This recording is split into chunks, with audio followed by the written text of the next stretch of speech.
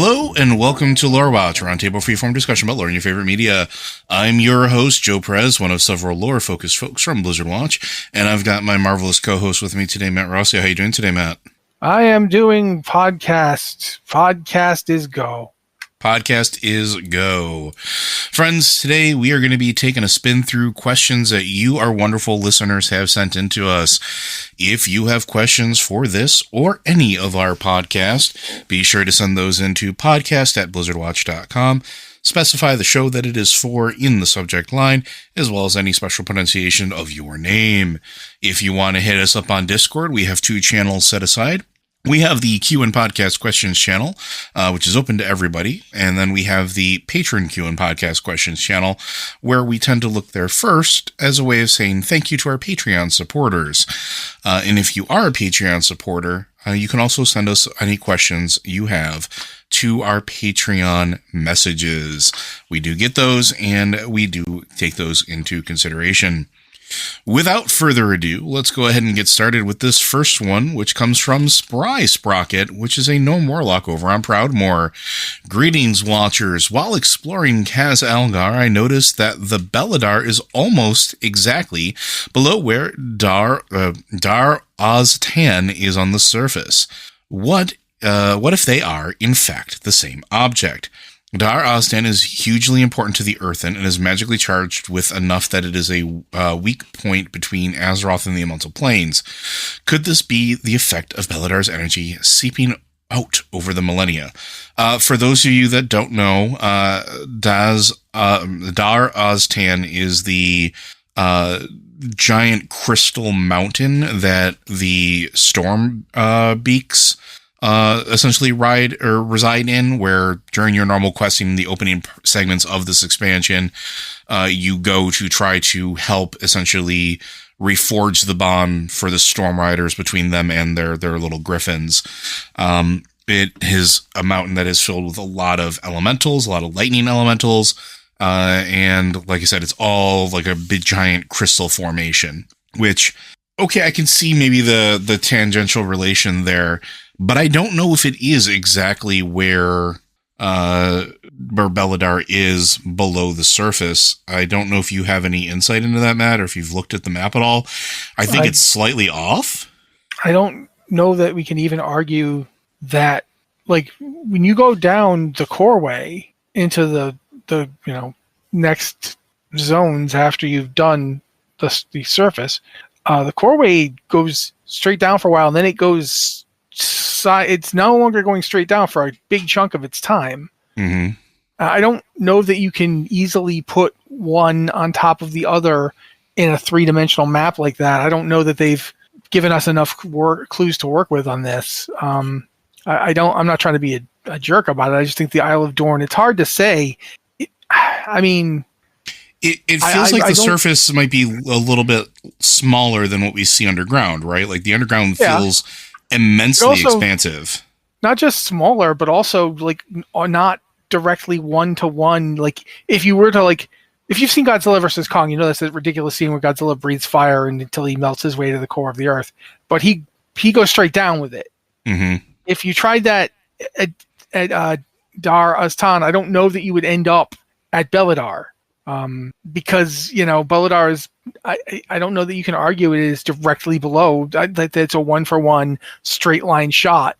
You know what I mean? I don't know if we can argue that. And the other argument that I've heard from a few other people that have similar theories, and I've been looking, and it seems like this is actually a fairly popular theory on Reddit as well, is that because Beledar comes in at an angle that's the angle of it. The problem that I have with it is the difference in like how it's presented. And I know that the way that it was explained and the way that I've been talking to some people about this is that they essentially took the ships from the Exodar and basically all of TK and looked at them and turned them upside down, where the bottom is essentially a rocky formation that looks very similar to what Dar Oztan looks like, and the tops are very like manufactured, very, very produced, I guess would be the best way to put it, purpose built. And that's where they think that the top of Beledar may have crashed with it being face down there like that. And that certainly is a possibility. There's been speculation that, and we've also speculated that Beledar is a Naaru ship. It could be a Naaru, giant Naaru crystal as well. So it's really hard to sort of tell what it is in relation. The only thing that I would say is that judging by the size of Dar Orstan, is that would be the largest ship ever recorded, potentially, if it is the same entity or if it is a Naaru ship. Yeah, if that's a ship, it's much bigger than Tempest Keep. It's larger than all of Tempest Keep. Yeah, it's like several times bigger than Tempest Keep. Which is... Although, I mean... It's possible. I will say that when you go to Beledar during the quest to try and stop Xal'atath, you do go inside of a chamber, and then you see the actual Beledar stuff within that chamber, but I don't know that the chamber is considered to be closed off. Like, I feel like it's less I went inside something and more I went through a gate. Mm-hmm. So I don't think we don't actually ever get to Beledar. We never actually touch it or anything. It just looks like this big spike coming through, and it's just there in this, in the ceiling of the cavern. I was going to say the sky, but it's not the sky; it's the ceiling. It's just a really big ceiling. That's the other thing, though. The caverns are enormous. Yeah. It's very hard to indicate, that if this is a Naaru type ship, even if it's the biggest one ever, like let's say it's 10 Tempest Keeps across. It's literally like a chunk of mountain stuck in the world. Even then, like I don't know that you can argue that the very end of the Isle of Dorne is over this part of the underground, caverns. Hallowfall does not have to be directly under that. It does not. The sizes don't even seem to match up looking at the map. Like looking at the various zones that we're dealing with here, it doesn't look to me like Hallowfall. Also, it's interesting to point out, Hallowfall has a really big ocean over it. Yes, a very large ocean over it. Which is, I honestly, I'm not dismissing your idea, and I'm actually willing to talk about what it would mean if it were true. But it doesn't necessarily follow that it is true. I can't say that Beledar might seem exactly under it to you, but I am not getting that sense looking at these maps. And I can be wrong. For one thing, I'm legally blind. But still, looking at this, I don't feel like we've got a situation where the Kaz Algar and the Isle of Dorne match up perfectly here. Yeah. That's the part that I have a hard time reconciling. And again, we're not saying that you're incorrect because we don't know yet. It very well may be possible that you are 100% correct and that the two are related in that regard. But there may be a different relation than what you're considering. Yeah, and for that matter, it's quite possible that there's just... the thing is that I'm thinking about this. I'm comparing... the mountain on the surface, I can't remember the name. Dar Ostan, the mountain. Dar Ostan, okay, yeah. Dar Ostan does remind me of a narrow structure. It does, right? The one that's in, oh bloody hell, I was going to say the woods. My God, my brain is really not firing really well today. I'm sorry, guys, but we know the one that we're talking about because it's the one on Draenor where people's ghosts were walking to it because there was a dead Naaru. Ashigan. It's a giant crystal mountain. It does not look Darstan looks better.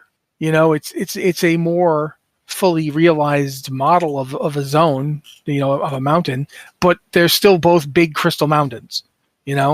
So it's conceivable that the first idea I had when I was thinking about it, which again does not necessarily have to follow to be the truth here, but my first idea thinking about it was, what if something fragmented and only some of it got underground? Mm-hmm. Like, we keep in mind too, the people in Hallowfall, they were teleported there by something. Yes.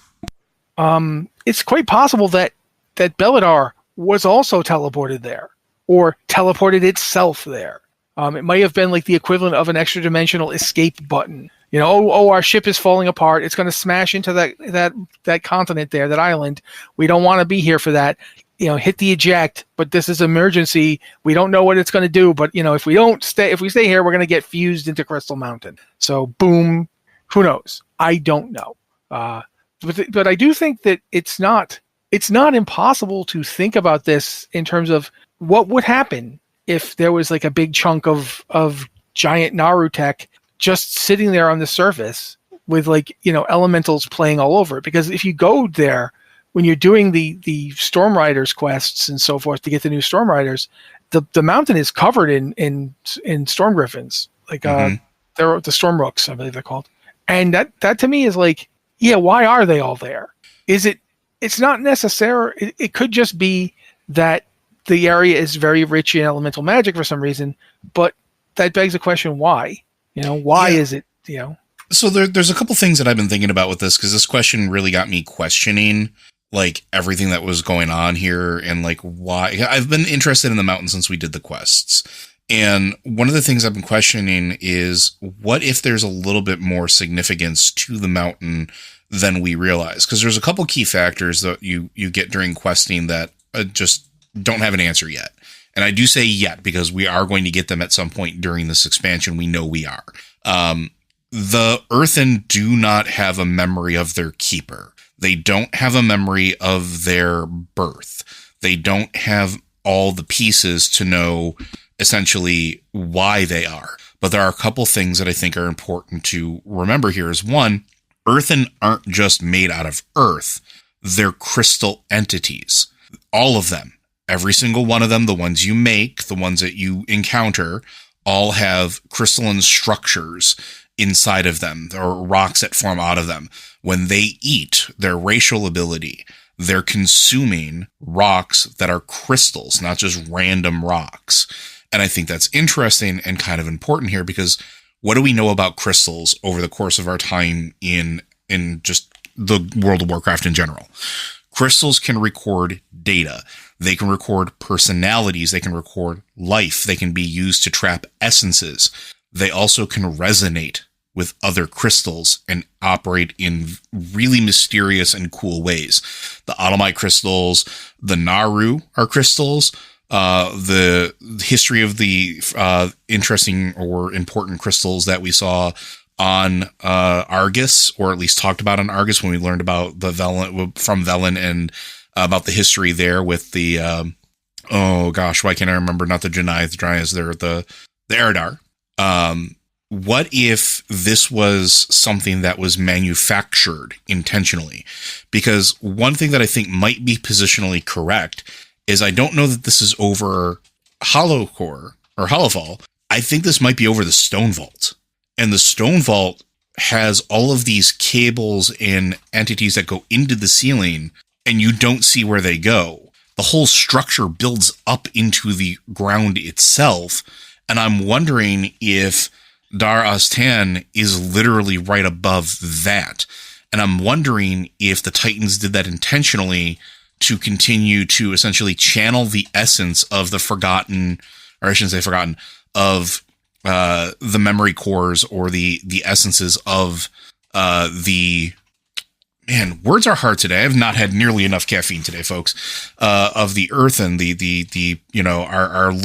our wonderful stone companions, but then fuse them with the ability to be animated by giving them elemental life. Because there seems to be a whole lot of elements about that. And when you do the questing, when you go into Stone Vault and Magni does the thing with Azeroth, it's essentially releasing that energy into all of the dormant crystal entities that are just there, right? So I wonder if there's more of a relation between the Stone Vault and Dar Aztan than there is Dar Aztan and Beledar. I'm not saying that they can't also be related to Beledar, but it just seems like that might be more likely. I don't know what you think about that, Matt, or am I completely out in left field? No, I mean, I don't know that you're right, but it's certainly, you've got good reason for saying what you're saying. There's enough in the game to make someone think that that's the case. I hadn't really thought about Stone Vault much when I was thinking about this, but I keep coming up with the concept of that Beledar is Anshe. We know that Elune is somehow related to the formation of the Naaru. And we know that Elune has a relationship with Anshe. Yeah, and so if Beledar is Anshe, if Beledar is this the sun that was orbiting the world on the other side, there was the moon and the sun. I don't know. I mean, Beledar is very clearly the sun for this cavern, and there's that really old Tauren myth of the formation of the original Tauren, the Shuhalo. Yeah, this the one with Anshe and Musha, which is Musha Izalun, right? Yeah, and it's about how the some of the Tauren were corrupted by whispers from underneath the earth, and they had to be driven out. And the ones that remained, like it's kind of sounds sort of like the Tauren essentially left the embrace of the Earth Mother and went to the surface. That's what it sounds like. And it's interesting to think about where the Isle of Dorne is in relation to Pandaria. I mean, before the Sundering, would the Isle of Dorne be its own island? Or would it be that nestled little pocket, right? Because there's that hook. Right, there's that hook. Oh, I didn't even think about that. I'm going to look up a map real quick.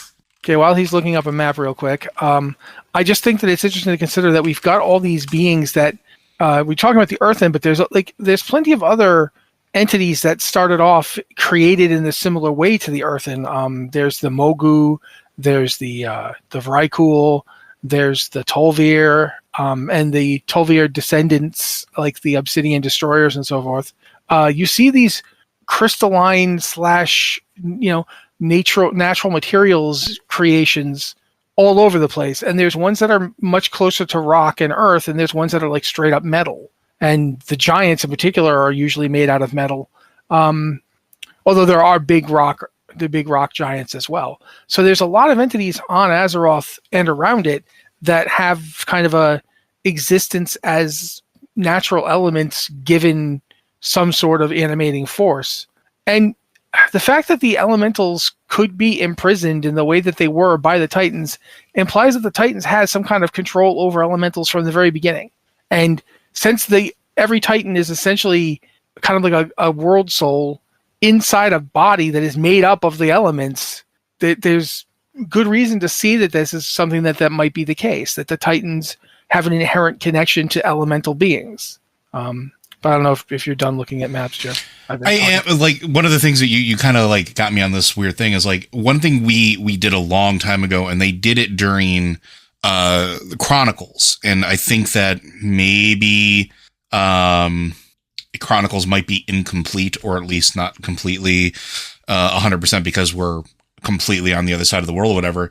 But there are I'm wondering now, because the Isle of Dorne has that one little section in it right between where Dar Orztan is and the main city is, where there's like that bay where it looks like a landmass chunk is missing. And if you go and look at that area, like there's a sheer cliff wall. There's like, it looks like, but it's like, I shouldn't say it's sheer. It's like a jagged cliff wall that leads down into the water. And I'm curious if one of the many island structures that we've encountered may be related to that section. Like, we're talking about going to Undermine, right? What if that's what if that's where the original top part of Khazan was? Like, it's one of those just kind of things. Like, I'm starting to look at, like, how would this piece back together? How does Agar, or how does Dorne Agal, the Isle of Dorne, how does it like fit into the map now? And when you go for the everything fuses back together. So it's interesting to think about, or at least there might be a further relation there that we don't know yet. But I think we're going to find out more about it moving forward, because I think it is tied together with us doing the quest line with Dagon and the High Speaker. I can't remember what their name is, and I apologize, but the one with the cool mechanical arms. I think as they uncover more, we're going to learn more about the relationships, more about the structures that were built, why they were built, where the connections to those structures are, and why they are the way they are. And I think that the relation between Beledar and what's happening in that section of the world will probably be revealed as a sort of as part of that, right? I don't think it's going to be completely, wholly separate, and it may lead into things that we wind up encountering in Midnight and further on. But Yeah, go ahead. looking at this map right now, the world map, obviously you can't use it as a judge of actual distance between these places, but you can use it as a judge of relative position. And Khazalgar is straight between modern Kalimdor and Pandaria. It's like down in the south between the two. And again, you can't use this as a judge of, how big these areas are or whatever.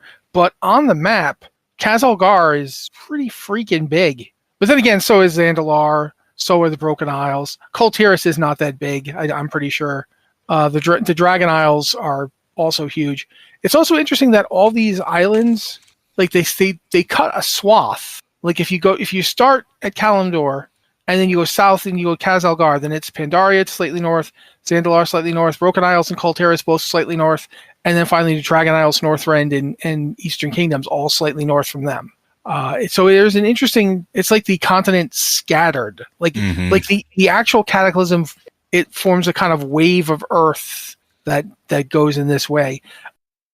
It is entirely possible that Khazan, which is it's not currently on the map.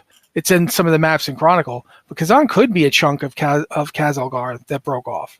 Yeah, I mean, it would also potentially explain why the goblins are really, really interested in the Isle of Dorne. Like, abnormally interested in the Isle of Dorne, I would almost say. Because I remember having this conversation with a couple guildies when we were running through some mythic dungeons, and we were doing like the meadery, and we were doing some of the other sections, and we're like, why do the goblins care so much about these places? Like, it seems weird that they would just want to show up here and like immediately just have business ventures here, because it's kind of, one, the primary consumer of the products wouldn't consume the products. And then, or at least most goblin products. And then two, like it seems like the venture company was just too interested in what's going on. And again, not just the surface, not just the meadery, like when you go into, Ashkahet, like there's a ton of goblins all over the place there as well. There's the whole spa thing that's going on that they opened up down there. They're all over Hallowfall. They're all throughout the Ringing Deeps. Like it's fascinating. So I'm curious why they're so interested in it. And I don't think it's as simple as they're just looking to strip resources and make a profit. I'm sure that's part of it, but there's probably another ulterior motive, which is why we're going to be going to the Undermine at some point. I will also say I'm looking at right now the map that was published in the first Chronicle, which is missing several things because several expansions have come and gone since. For example, it does not have the Dragon Isles on it. At the time, nobody knew where those were. But looking at what's on this map, you've got Vashir, which is, of course, that area that got, basically some of it got raised to the surface during Cataclysm. There's the Broken Isles. That's there on the map. And then there's the Great Sea, and then there's Zandalar, and then there's Pandaria.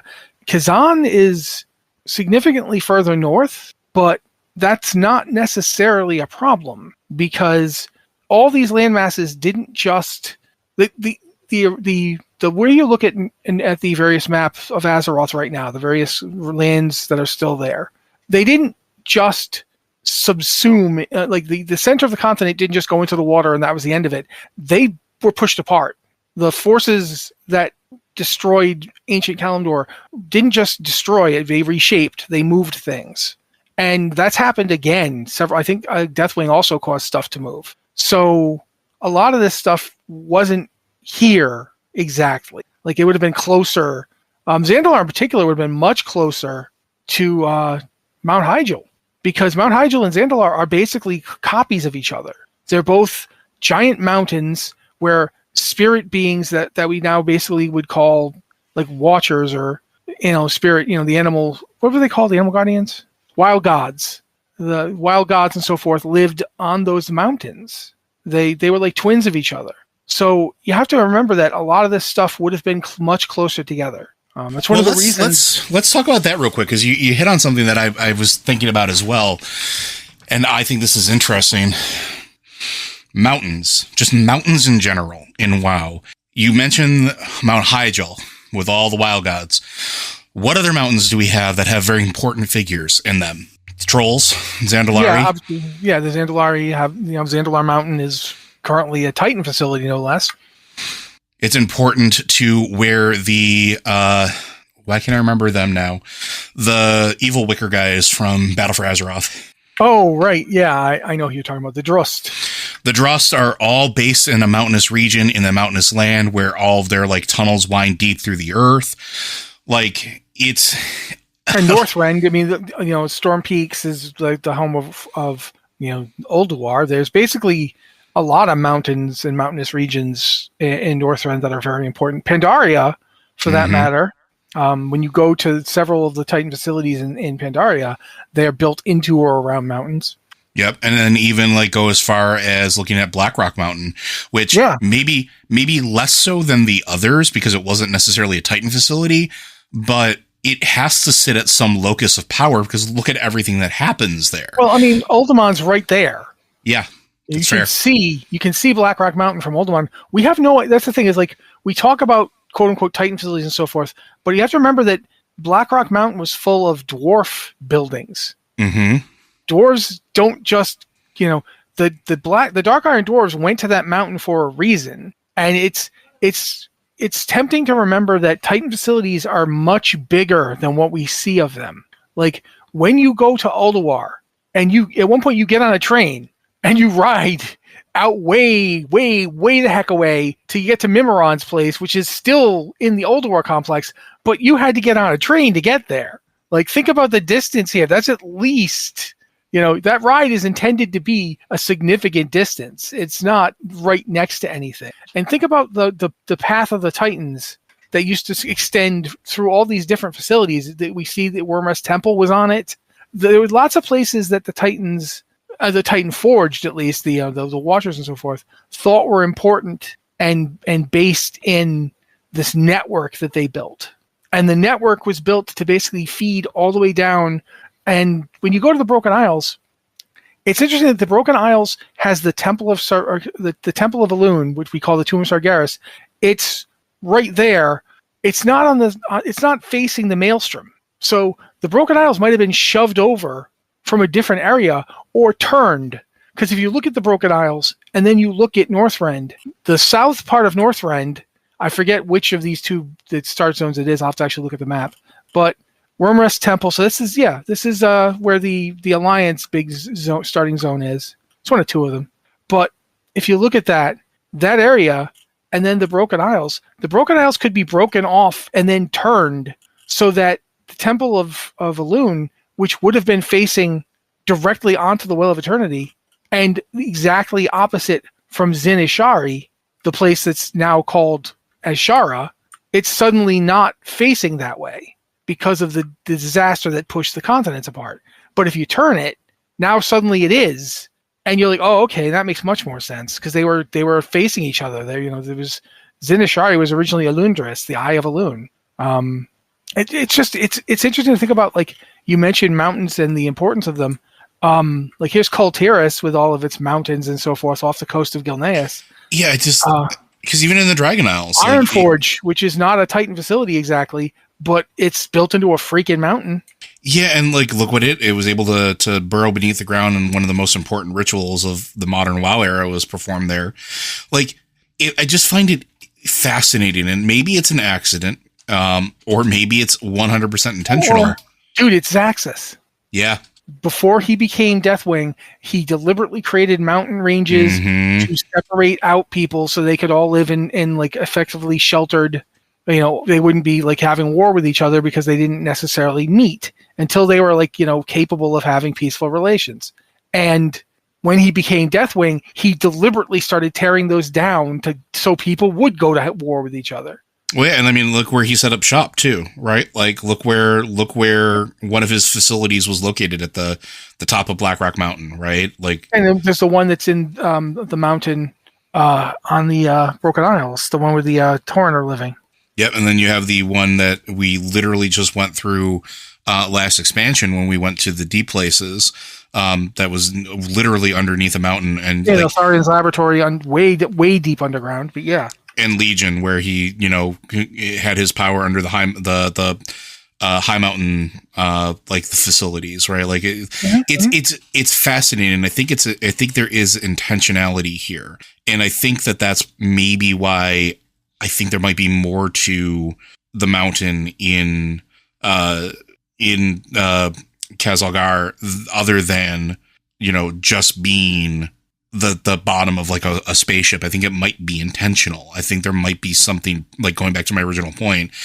I think there's an intentionality there. I think it was crafted and put there for a very specific reason that we just don't know yet, because all of these important facilities, all of these important options, all of these things were built in or on or around mountains. All these locus of power, most of them, not all of them, most of them, over the history of the game have been in mountains or on mountains or at high peaks.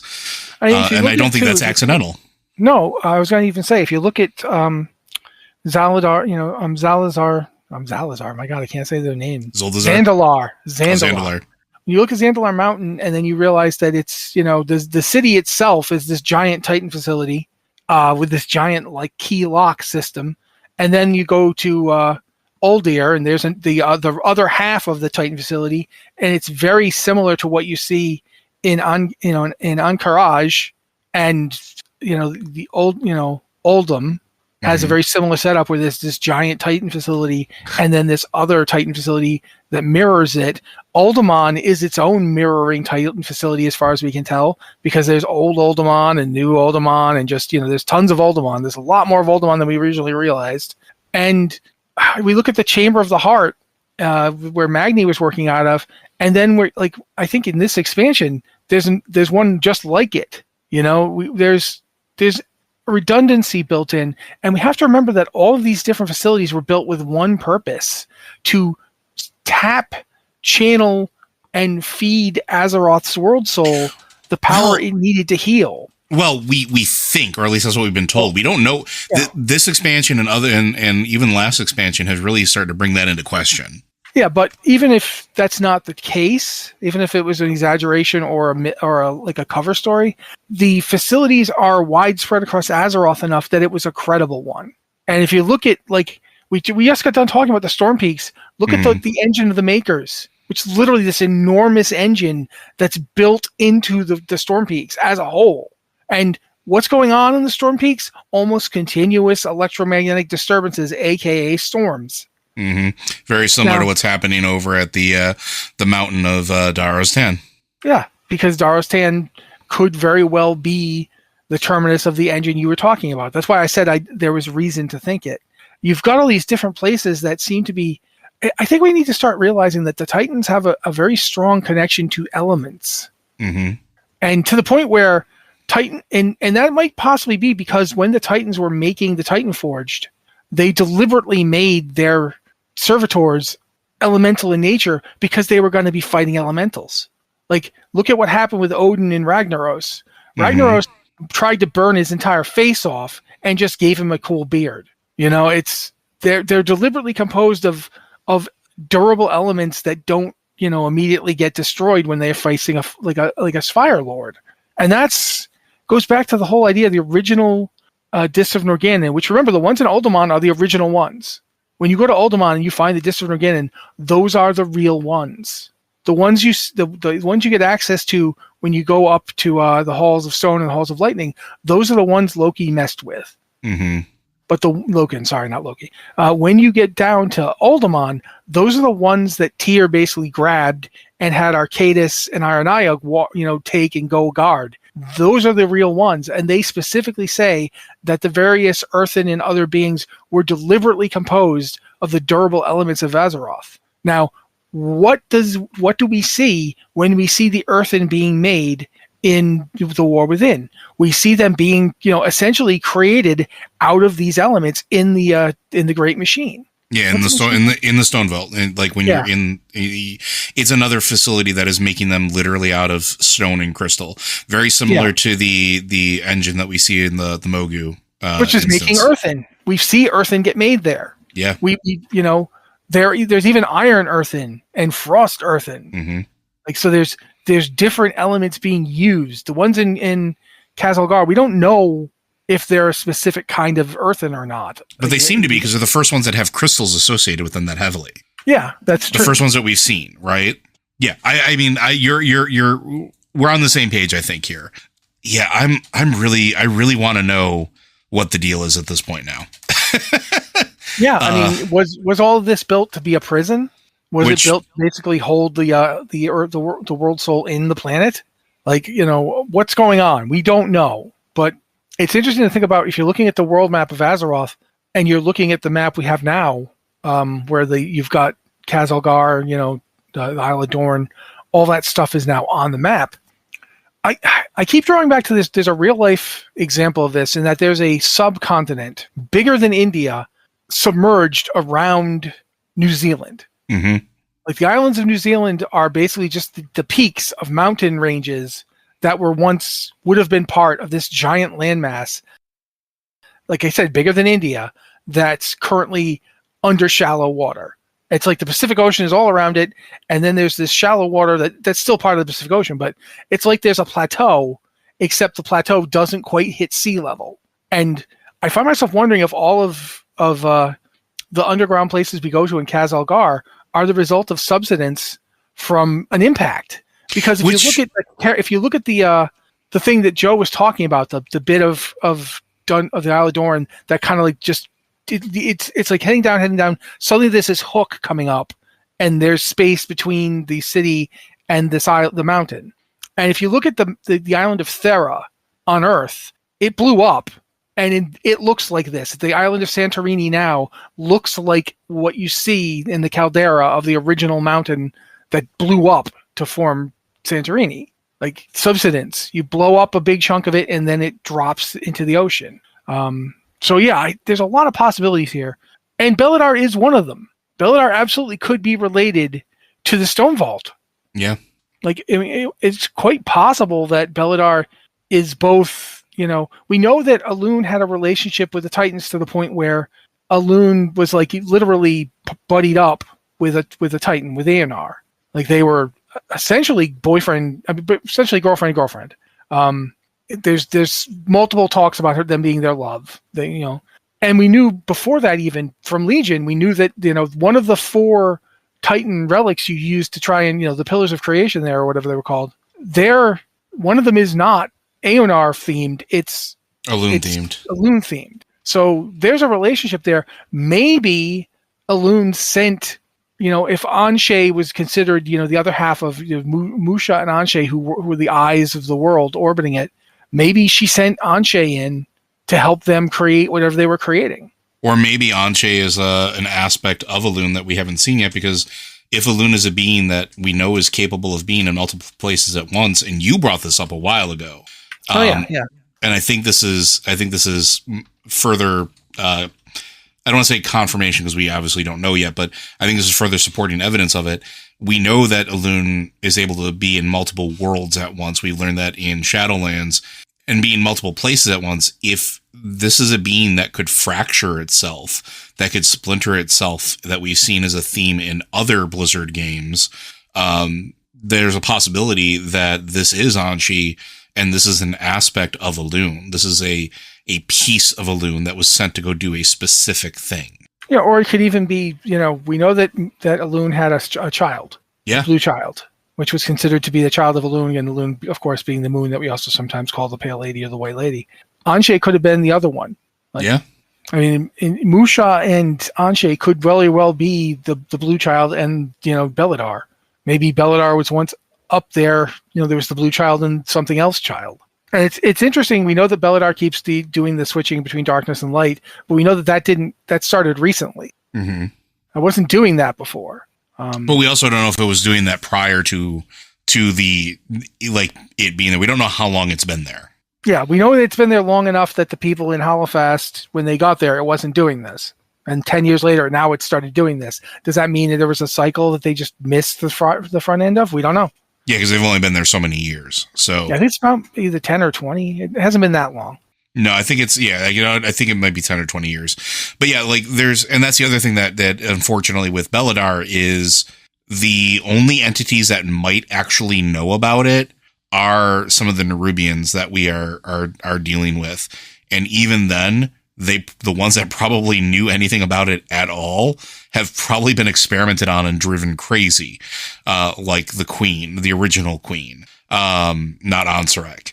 So, like, I mean, was it you that told me your theory that the original material that made up Xal'atath's dagger was in fact carved from Beledar? Was that you? No, that was not me. I don't think that I mentioned that. But that's an interesting theory. Well, good job, whoever said it. I remember someone saying it, but I don't remember who. Sorry. But looking at Xal'atath is metallic-ish in structure, but that could be crystalline. So there is a possibility of that. There's definitely a possibility that if it is a crystalline structure, it would be perfect for containing the essence of an entity, right? As we established at the beginning of this question. So there is definitely a possibility of that. I would not discount that. Yeah, I was just thinking about it in terms of, unfortunately I've played a ton of Diablo. Mm-hmm. So I keep thinking about the fact that we have an example of crystals being used to contain things in that too. Yep. And that also doesn't work too well. But I mean, I'm also just thinking about just in terms of WoW, like the memory core of the Earthen, like they're crystals. That's what we retrieve. We retrieve crystal bits of them when we go and they ask us to retrieve the memory cores so that they can be, archived. They're crystals. It's a giant crystal library, right? But let me actually give you this one for a sec here. I'm looking right now at a video of when they had people make a Xal'atath model, the original, like the dagger. Mm-hmm. And if you had told me this was based on a loon, I would have believed you. Yeah, go back and take it one step further. Go back and look at the Night Elf heritage armor and the blades you get from it, and the blades you get from doing the end quest of Dragonflight with Belamath. And look at the glaives, look at the patterns on them, look at how they're shaped, and tell me it doesn't look like a blade of Xal'atath. I mean, Xal'atath itself looks very similar to glaive type weapons we've seen before. Mm-hmm. So yeah, there's a lot we don't know, and the fact that night elves are descended from trolls, who apparently are descended from just natural entities that lived on Azeroth. I find myself wondering about that. Why were trolls and night elves among the entities in Ulduar? Like the statues, the big glowing constellation-looking statues of the various races. There were night elves and trolls and Tauren there, and merfolk. Yeah, all of whom the merfolk were actually on the stained glass window. Oh, yeah, that's right. That's right. They weren't in the here's a constellation-looking version of so and so, but still, yeah, they were merfolk. There's just a lot of stuff that hasn't really. The fact that we've got the Temple of Elune, which is a Titan structure. It's straight up a Titan structure. You go in there, it's very much like the other Titan buildings we've seen. It's very close to Wormrest Temple. Mm-hmm. In terms of its toweriness and so forth. I find myself going, okay, why is this like this? If the Night Elf model, is that literally like what, that we keep seeing Elune depicted as that? Is it possible that it's not that Elune is being depicted as a Night Elf, but that Night Elves are like turned into looking Elune-ish? And that would be why other people that got hit by various Titan stuff, like the what do you call them? The not the Mogu, the Jinyu. The Jinyu stand up like Night Elves. They have very Night Elf posture. Yep. So yeah, I don't know. It's just, but the point being, there's a ton of stuff we don't know, but there's absolutely a possibility that Beledar is related to that mountain, or is that mountain and Beledar are both related to something else. Like, it's quite possible that they took, like, if Beledar is a part of some giant cosmic crystalline entity that was part of Elune, that might have made the stone vault out of it on purpose. Like, it might have been what it was brought down there for. Because remember, they were trying. We found evidence at the end of Dragonflight that they were trying to like create defenses against the old gods and so forth. And I think it was Joe. You were the one talking about how to you when you went to the Isle of Dorne, it looked like a collapsed tree to you. Yeah, it looks like a tree, almost like a world tree size. And world trees like to grow out of mountains. Yeah, the highest point, or at least they're put there for specific reasons. Yeah. Why? Again, going back to the whole point of Place those of power, mountains, close places to the of power. skies. Yep. I mean, if you go again, we'll talk about Legion for a second. The storm drakes are all living on top of mountains. You know, you go up there and you go way up there, and you finally run into the basic matriarch of this the storm drakes, and she's like, "Look, help save my children, and I'll do whatever you want." And they're right there.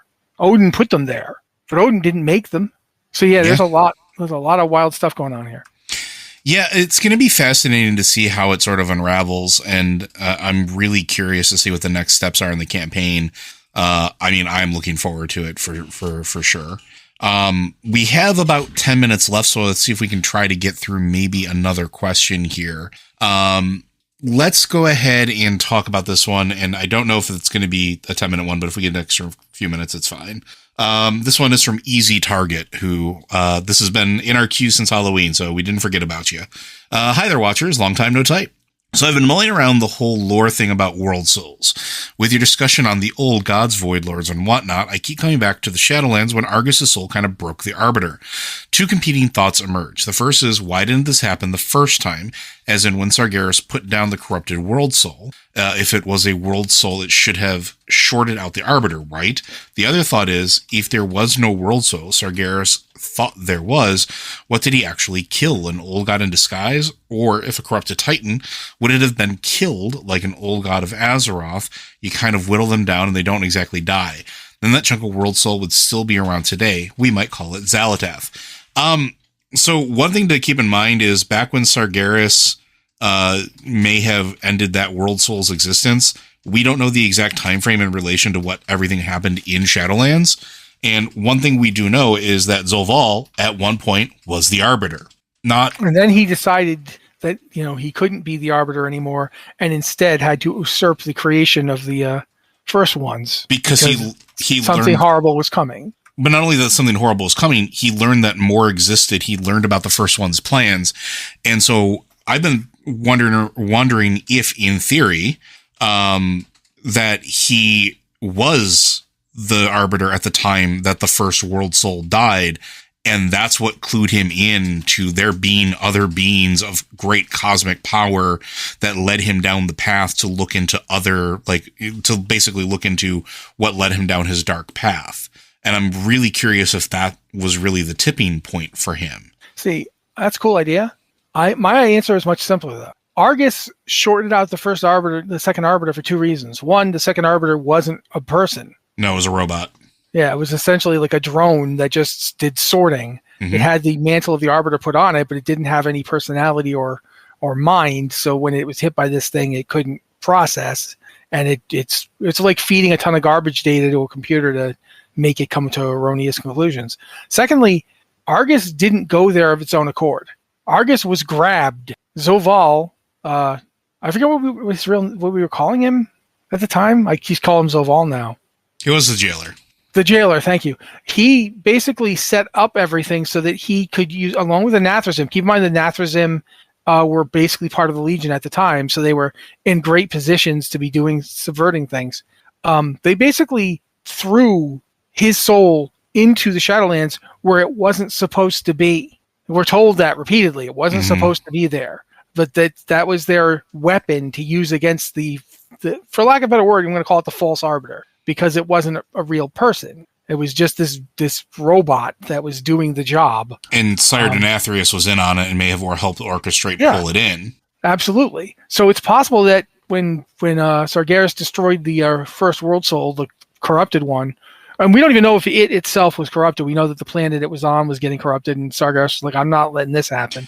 But here's the curveball. We don't know that it was actually a world soul.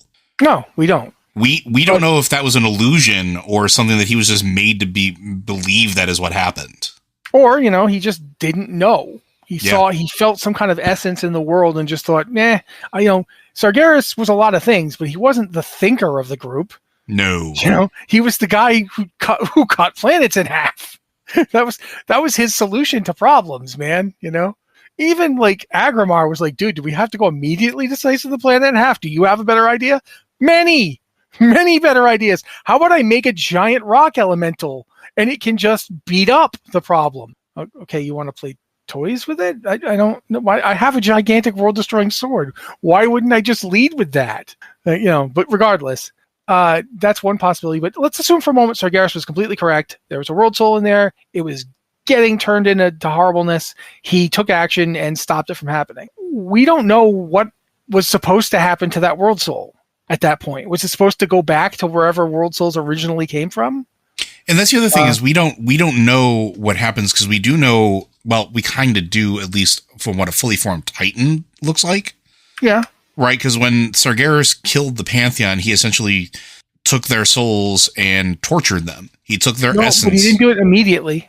He had to find them first. Yeah, they escaped him. Khaz'goroth sent their essences, their world souls, whatever, off to find, suitable hosts for them to live in. And they picked the ones on Azeroth, possibly because those were the only ones that were currently extant. I don't know. But obviously, when they did that, they nearly drove their hosts insane.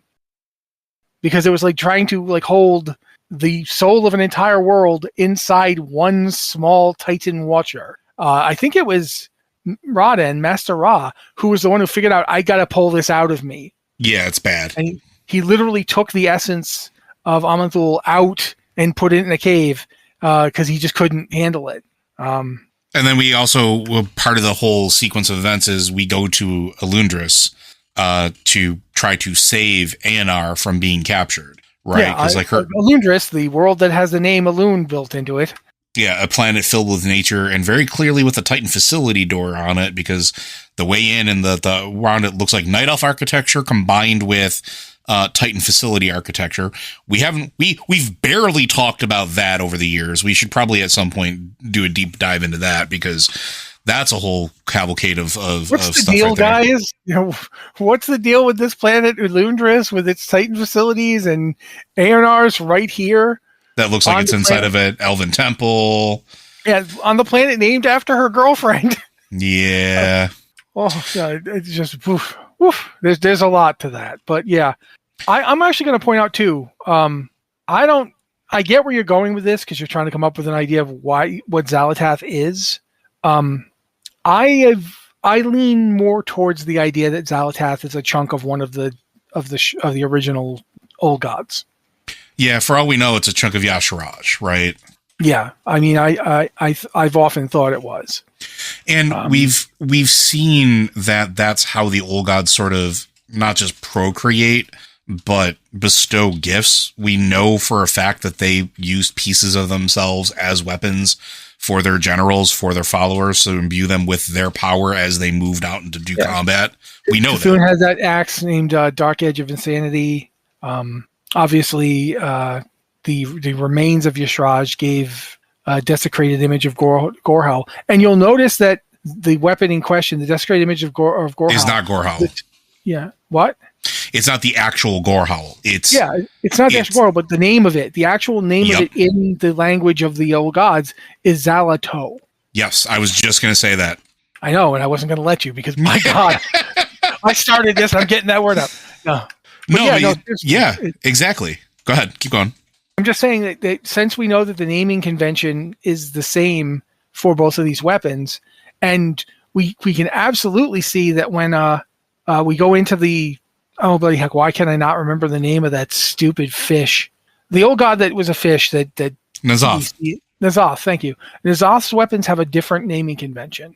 Mm-hmm. And we never even see the naming convention of Cthulhu's weapons, because they just use the translation. Dark Edge of Insanity, and it's there's another weapon using a similar name. There's I think it's Dark Edge of Malice or something. Yep, the one Dark Edge of Malice. So there's a lot of these possible Titan weapons are usually named like something like doer of this. Old god weapons are generally tend to have a title that is like translated into like a long sentence, like dream of a destroyed world, or slayer of your nightmares, or something. And then, it's usually a short noise, like Xal'atath, Xal'atath. And they are different. I really do think that Xal'atath, I would not be surprised to find out that Xal'atath was a chunk of Y'Shaarj that is now independent, because Y'Shaarj died. But because it's an old god, it doesn't, like, the pieces don't die. Yeah, and the other thing to consider that too is her absolute positive hatred of the rest of the old gods. She doesn't like N'Zoth, or she doesn't like N'Zoth. No, I agree with you totally. She doesn't like any of them. I don't think it's hatred. I think it's contempt. Okay, yeah, I'll go with contempt. Contempt maybe don't work. Some of them I'll say do actually seem to show hatred. Like Cthulhu really seems to hate everything. Cthulhu seems to hate the other old gods. Cthulhu hates his own followers. Cthulhu hates you personally. Cthulhu hates everything. But I don't think Xal'atath hates much. Like Xal'atath to me almost feels like, you ever like have a conversation with someone and they're like, "Oh, bless your heart," and you realize, "Oh, you hold me in complete freaking contempt." Yeah, which I think is possibly more accurate, but I also think it's an evolution of the weapon based off of who held it. Because the fact that it's gone from being a weapon to being a person. Because I think the entity contained within it evolved. And I think that evolution, because if you give it to a Cathraxi is born of an old god's body. It's going to have whatever traits the old god decided that Cathraxi is going to have. A weapon wielded by a Cathraxi is not going to potentially evolve quite like Xal'atath did. And Xal'atath had a journey, and a large journey. And a matter of fact, right now, like a whole point of what happens with the dwarves, Modgood, go to Grimbatal, go through the story of Grimbatal, go to Blackrock Depths, go through that dungeon or the raid now that you can go through and do it.